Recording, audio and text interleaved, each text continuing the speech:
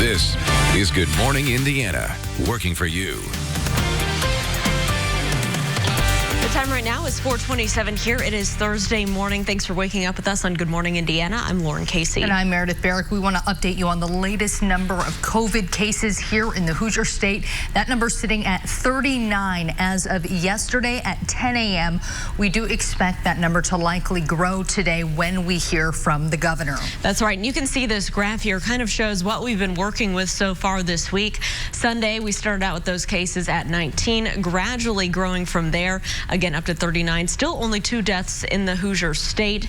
We'll continue to keep you updated as we are looking into those numbers each and every day. And these are the official numbers from the state health department. And we know that the number of cases could be a lot more because not everyone is getting tested unless you're more in a high-risk category or had contact with someone who is positive for COVID-19. We do want to take a turn right now to our forecast. We know it is a Storm Team 6 alert day, and Todd Clausen is standing by. Yeah, Lauren, it's all quiet right now. The severe threat is really later on this evening and then eventually into the overnight hours. So we have a while before we get to the severe threat, but we are going to pick up quite a bit of rainfall before the severe threat even arrives. Temperatures right now are in the 40s and 50s, and we'll see these temperatures climb all the way up into the 60s today. So there's going to be some mild periods. There will be some dry times, but there's really 2 rounds of rain that'll be heading our way. The first one arrives with just some heavier rainfall right around the noon hour, and then that will move through during the afternoon. We get a little bit of a break during the evening hours, and then closer to sunset, and then beyond. That is when the threat of severe weather is going to arrive in the area. We'll talk all about what the main threats are and have the timeline for you coming up in just a little bit. Todd, thank you. They are some of the only people that you might see out on the roadways this week.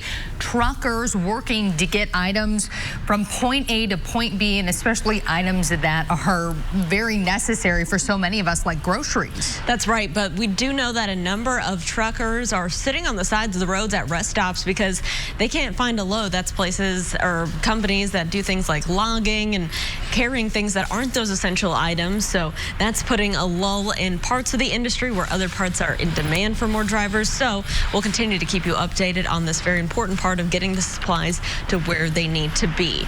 Now, another story we're following has to do with the food insecurity in the area. I traveled down yesterday to Morgan County, where Churches in Mission, which is an organization that combines efforts from churches all across the county to get food and hygiene products to the underserved in the community. We're going to take a look at how their drive-through process is working and how they're working to meet the needs and the growing needs in this community. We'll have that story plus news, weather, and traffic coming up right here on Good Morning Indiana. This is Good Morning Indiana, working for you. Coronavirus continues to spread across the Hoosier State. We're breaking down the latest numbers and the announcement we expect from the governor's office later today. Plus, truck drivers working extra hours to get essential products onto the store shelves. This morning, we're looking at why some drivers are sitting parked despite the desperate need for some products. And communities across central Indiana are facing growing needs as the coronavirus outbreak continues. This morning, how a group of Morgan County churches are working together to help their neighbors. 4:30 here on your Thursday morning. Thanks for joining us. I'm Meredith Barrick. And I'm Lauren Casey. You heard that sound. It is a Storm Team 6 alert day. Todd Clausen is standing by with what we need to know as you head out the door this morning. Yeah, yesterday we had the rain, came down pretty heavy, pretty steady at times, but we didn't have the severe threat yesterday. That is the difference between the alert day yesterday and the alert day today. Now, we do have several hours before we get into the potential for the severe weather across central Indiana. It's dry right now, so if you do have a morning commute this morning, you are going to be just fine. The clouds continue to increase. Temperatures pretty mild this morning as well. We're sitting in the upper 40s. So the first wave of rain that's going to head our way is what you see in Oklahoma and now into Missouri. This is just going to continue its northeastward trek right here into central Indiana. It's probably going to arrive by the noon hour. And depending exactly what happens with that system will kind of determine how strong our potential for severe weather is later on this evening. Look at the temperatures in Bloomington, 54 right now compared to 41 in Peru. So this warmer air will continue moving to the north here throughout the course of the morning hours. Here's your TrueCast, the leading edge of that complex in Oklahoma. That arrives by the noon hour, overspreads the area with some heavier rainfall throughout the afternoon. We'll highlight more of the severe threat that arrives this evening coming up in just a few minutes. All right, Todd, thanks so much. We are keeping a close eye on your roads as you're heading out there to go to work on this Thursday morning. Here's a look right now on the southwest side, I-465 near Man Road. You can see traffic there is moving along up to speed. There's no issues to report here, but we are monitoring some fog in areas for your morning commute. Let's take another look from our INDOT traffic camera. This one's up on the north side. That's where we're seeing a lot of this fog this morning, I-465 near White River. You can see just one lone car there. Traffic very quiet here on the north side, but we will continue to monitor your roads. Remember to use those low beam headlights if you encounter any areas with reduced visibility. The number of new cases of coronavirus continues to increase across the Hoosier State. Since Tuesday, there have been 9 new confirmed cases of COVID-19 in Indiana, bringing the state total to 39. The number of Indiana counties with confirmed cases is now 19. This is a chart of the total cases in Indiana over the last 5 days. We started the week with 19 cases, and as we just reported, the current number stands at 39. We do expect an update from the health department later today. We also expect to learn more today from Governor Holcomb about the state's response to the coronavirus. The governor and state health commissioner, Christina Box, are speaking at 1 o'clock this afternoon. You can watch the announcement live right here on RTV6 and streaming on our RTV6 Facebook page and the RTV6 app. Each day we're learning more about the novel coronavirus responsible for COVID-19. But what we've known from early on is it's disproportionately impacting certain segments of our population. One group in particular, covering people of all ages, is those with underlying health issues. Through FaceTime, we talked to Todd Fuqua. He's been living with HIV for 7 years. Although it's controlled by medication, he's still at risk like others who have chronic health illnesses. That's why he says it's important for everyone to follow CDC guidelines to help stop the spreading of this virus. It's not just about, am I going to get it, but am I going to have it and give it to somebody else? Along with those who have underlying health issues, elderly folks and pregnant women are also considered high risk if they catch the coronavirus because symptoms are usually hitting them harder. In the past week, telehealth visits have increased 15-fold according to Stat News. Caitlin Baldwin with our partners at Newsy explains how some are coping to keep up with demand. American hospitals are relying on telehealth more and more to handle the increasing demands of the coronavirus outbreak, but online health services are now becoming strained from that demand. On Tuesday, President Donald Trump expanded telemedicine coverage nationwide for Medicare patients and gave states the authority to cover telehealth services. That means many patients can now connect with healthcare providers digitally. Last year, about 3/4 of hospitals in the U.S. used telehealth technology. Stat News reports telehealth providers are now faced with a huge backlog because there aren't enough physicians to cover all the appointments. Not only that, but some companies are having to rush to upgrade technical systems that weren't meant to handle the increased number of appointments. The U.S. is using telehealth as a way to avoid overcrowding hospitals here, a problem officials are battling in Europe. That way, Americans who are worried they might be sick can follow public health advice to stay home but still receive care. The kickoff to May, as we know it, is now officially canceled. Every year, thousands of people take part in the 500 mini marathon racing through Indianapolis in early May. Organizers say this year's mini events will move to virtual races. So if you're registered, you will get information about how to participate. Simon Property Group is closing all of its retail properties across the country through March 29th. Simon owns several malls and other shopping centers in central Indiana, including the Fashion Mall, Castleton Square, and Circle Center. The company is based in Indianapolis, but owns and operates hundreds of properties around the world. It is 4:36. Last week, the Department of Transportation relaxed some of the rules on the driving hours for truckers if they're hauling medical or emergency supplies. Well, now truckers who aren't hauling those items are starting to see a decline in business, similar to other industries dealing with the coronavirus. Drivers tell us they've noticed more trucks parked at truck stops and fewer on the roads, which, as this driver points out, may bring some problems for the rest of us. Larissa Williams has been in the trucking business for nearly 20 years now. She says she's never seen anything like what the coronavirus is doing to that industry.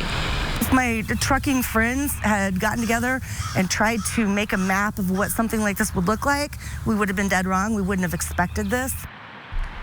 Well, Williams says that drivers hauling things like cars and lumber are more hard-pressed to find a load, but drivers hauling those essential items are very much in demand. A big increase in Hoosiers seeking unemployment benefits is being blamed on jobs lost due to the coronavirus outbreak.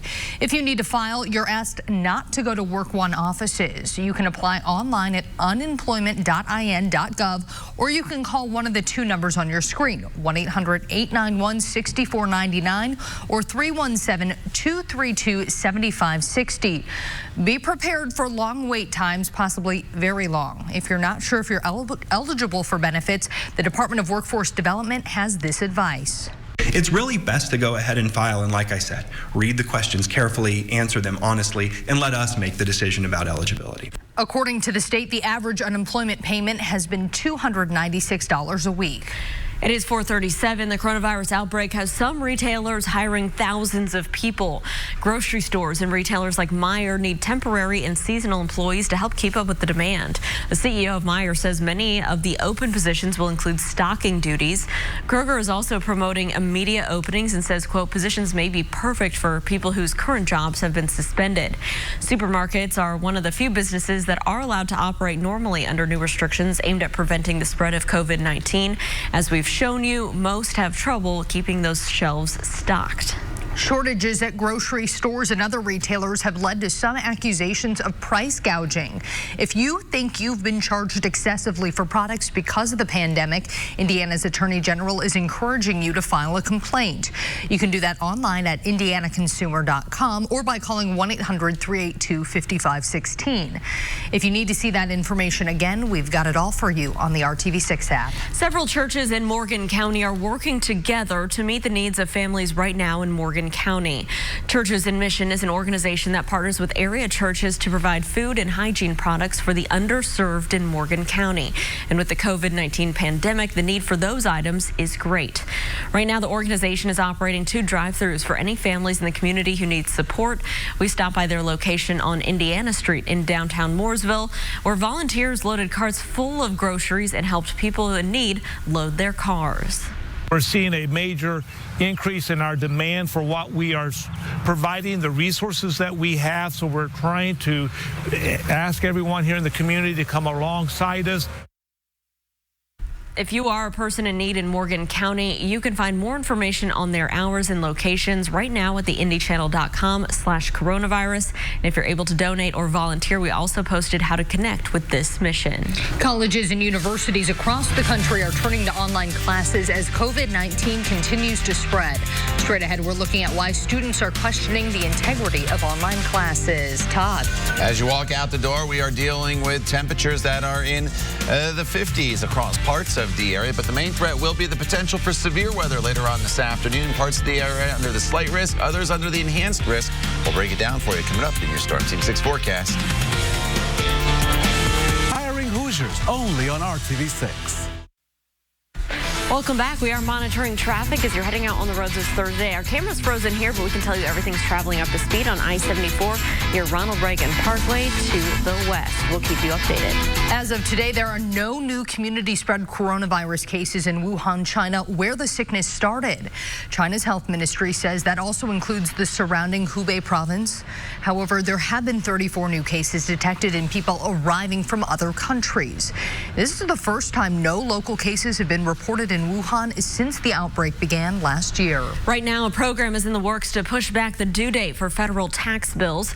Taxpayers still need to file their federal returns by the national April 15th deadline, but there will be an extra 90 days to pay money that's owed to the government. It applies for people who owe less than $1 million and businesses that owe less than $10 million. The new deadline is July 15th. Colleges and universities across the state and country have moved to online-only classes because of the coronavirus. That has some students asking questions like if they're getting their money back. There are also questions if the online course that are now pass-fail will have the same integrity on their transcript. The president of the Association of American Colleges and Universities says many schools are asking their alumni to give money to create funds for emergency travel, housing, and food insecurity. Schools had to act quickly to move classes online, which is also raising questions among students about the quality of their classes. Moving forward, we need to think about how we can preemptively address these issues in the future, because this will not be the last crisis that we face. The Association of American Colleges and Universities is sharing tools with faculty to help modify their courses to work better online. The group says schools will need to think about developing curriculums in the future that can be delivered either online or face-to-face. For the first time in 124 years, spring is here early, only by a few days, though. Typically, the spring equinox happens on March 20th or 21st, but this year it's happening today on the 19th. Weather experts say it involves leap years adding up over time. The equinox is the exact moment the sun's rays shine directly on the equator. That will happen at 11:50 tonight. There will be nearly 12 hours of daylight today. And when we say daylight, Todd, I don't think we mean sunshine here in the Hoosier State, right? Yeah, there's not going to be much in the way of sunshine here throughout the day today. There could be a few peaks here and there, but it will be very mild today as temperatures will be climbing up into the 60s, and there will be some opportunity for you to get in and out and about and across central Indiana.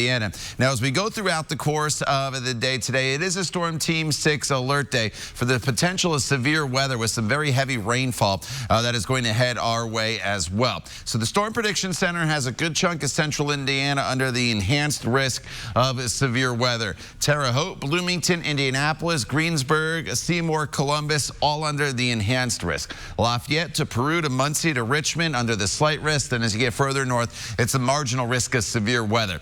Keep in mind, the rain today is going to come in 2 rounds. What we deal with early in the afternoon is not the potential for severe weather. That will be later on this afternoon, or more so this evening into the early overnight hours. So we have 2 rounds of rain, and one kind of sets the stage for the other. So it's not a slam dunk case of widespread severe weather later on today. Here's Storm Team 6 radar right now, and it's completely quiet across the area. The clouds have been increasing. We've been dealing with the rain yesterday, then it tapered off to just some patchy drizzle throughout the evening hours. What we await is this next round of rain that is off to our west, and it's moving pretty quickly off towards the northeast.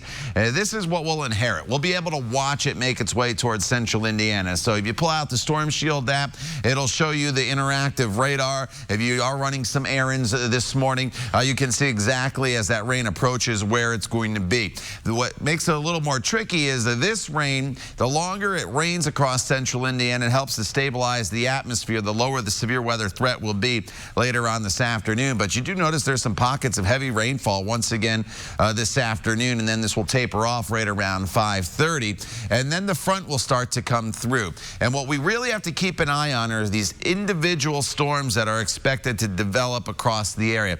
These individual storms usually have the best potential to maybe produce an isolated tornado. And keep in mind the time frame here. This is early in the morning on Friday, so while many of you are sleeping, so it's really important that you have that Storm Shield app downloaded in case some of these tornadoes do develop as we go throughout the course of the overnight hours. It's not a slam dunk. Tornadoes are probably the lowest threat on the spectrum. Wind and rain, hail are probably the 2 highest threats, but you need to be prepared. You saw what happened in Nashville a few weeks ago. Those tornadoes came in during the nighttime hours. So we'll talk more about the Storm Shield app as we work our way throughout the course of the morning. 40s to the north right now, 50s down to the south. Temperatures today will be climbing up into the upper 60s. If you get an opportunity where it's dry and mild, want to go for a walk through the neighborhood, you'll be in good shape. Again, that severe threat's pretty late tonight. Falling temperatures throughout the day tomorrow, then a much cooler weekend with temperatures in the 40s. Lauren? All right, Todd, thanks so much. We are keeping a close eye on traffic this morning. Here's a live look from our INDOT traffic camera on the near east side. You can see traffic is moving there on I-70 at Rural Street and Key Keystone Avenue. No delays to slow you down. So let's take one more look. This is over on the west side near the airport. You can see I-70 here very quiet. We'll continue to monitor your roads this morning and let you know if there are any issues. 2 service workers in Indianapolis will get paychecks for another week thanks to one very generous customer. The Gallery Pastry Shop in South Broad Ripple says a customer picked up a carryout order on Tuesday and left a $1,000 tip. The general manager says the tip will let the shop pay 2 employees for 1 more week. Ariel Hendrickson says, of course, most people cannot afford to be so generous, but she wants you to know your business also makes a big difference. I want people to know that we really are so fragile. We count on every single day a projected revenue each day. It gets us into the next day. And so when everything closes, we don't have the dining service to offer.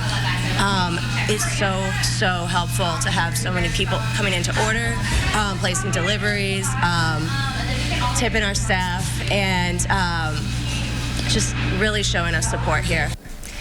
The shop had to lay off several employees this week. Hendrickson encourages the public to continue to support local businesses. Right now on the IndyChannel.com and the RTV6 app, you can find a list of local restaurants open for takeout orders. That way you can continue to support businesses in our community. These days, people are having to get creative while trying to figure out daily tasks. So coming up, we'll show you a unique way one Central Indiana high school football team is doing their spring workouts. Time now is 4:50. We'll be right back. Live on CourtTV.com. Welcome back. No way to practice, no way to work out. The coronavirus outbreak has not only shut down high schools, it's shut down their athletic programs as well. As sports director Dave First explains, at Mount Vernon High School, the football team has found a new way to support the program and their head coach. Little has ever put a hold on practice at Mount Vernon. Not the cold, not a few injuries here or there. As a result, the Marauders claimed their first ever regional title last fall. During this particular climate, they seemed more determined than ever. So how exactly does this work? The kids are all on spring break. They need a way to stay in shape, get ready for the upcoming season, and your advice was what? To stay on task. We're trying to figure out a way to keep going what we've been doing. And so with Mike Kirshner's players locked out of the weight room, this is how they've been staying in shape. Lifting a cinder block here, pushing a truck there, flipping a tire, while practicing social distancing at the same time. This is like old school stuff here, Coach, and I love it. How unique is this?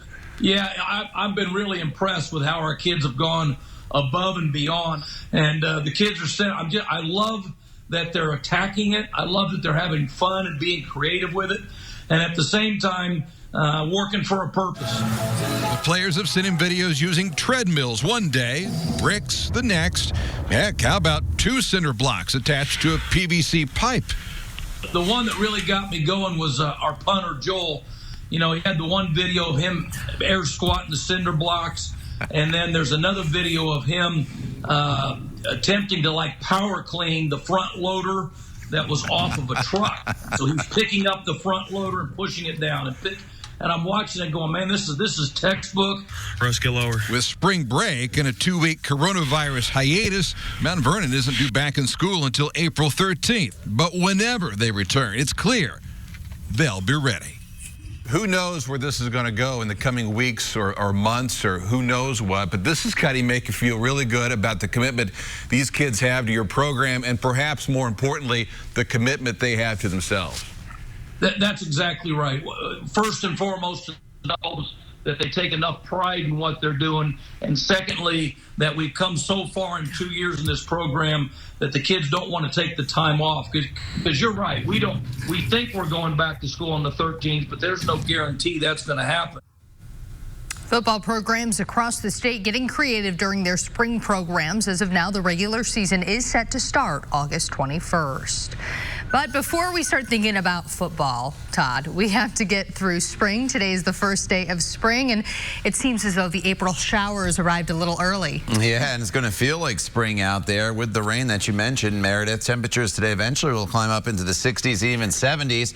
We'll inherit that rain that you see moving into central Missouri right now. That is heading our way. It arrives by the noon hour. That'll go through with some heavier rainfall this afternoon, and then the potential this evening and into the early morning hours Friday of severe weather. But look at these highs all the way into the low 70s in Bloomington, as well as Columbus. 67 the high today in Indianapolis. We'll talk more about the severe threat in detail coming up in the next half hour of Good Morning Indiana. Stay with us. We're back in just a few minutes.